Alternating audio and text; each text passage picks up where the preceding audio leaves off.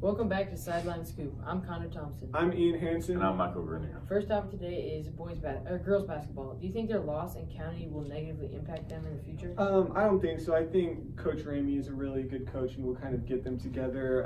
They only lost by 1 point to Pike, so I think that's enough in itself to kind of motivate them to play well. They missed the last second shot. They won't be with Ricky, I believe. Suspended for 2 games. Suspended? Yeah, suspended. Wow, okay. That might negatively impact them, but I think their younger players will step up.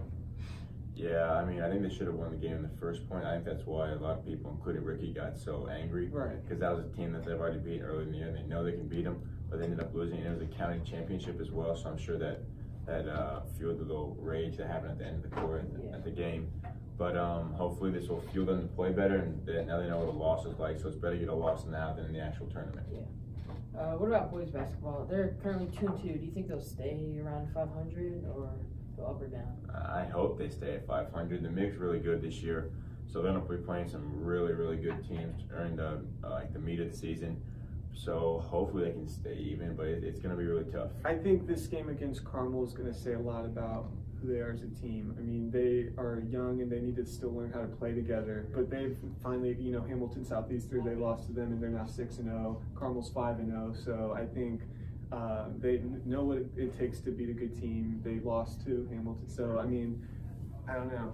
We'll see how they do against Carmel on Friday. Yeah, and we talked about this multiple times. But in their first game, they were still hanging in there with Brownsburg, which is a really good team. Right. So they show they can do it, but it's just if they execute.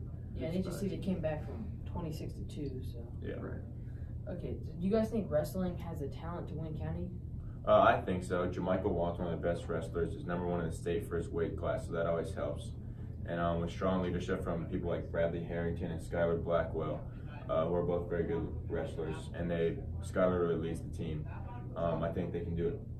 Speaking of, today we will be bringing on guest wrestler Skyler Blackwell. Welcome to the show. Hello.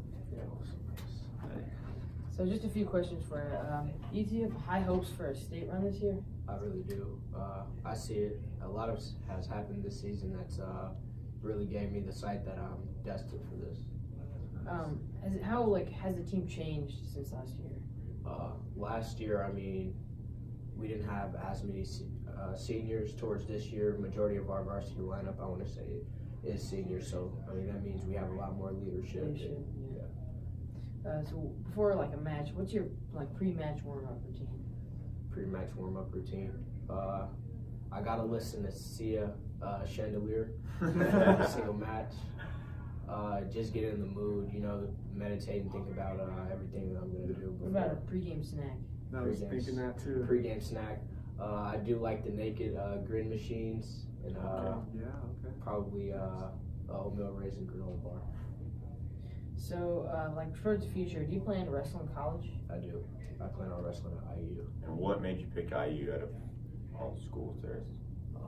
Honestly, my mom told me to go far away, but I wasn't thinking that. I just wanted to go somewhere local, and one of my best friends are at IU, and I'm gonna pledge there too. What were your other schools that you were looking at? Adrian University, Wabash, Virginia Tech, a couple of other ones. Cool. That's awesome.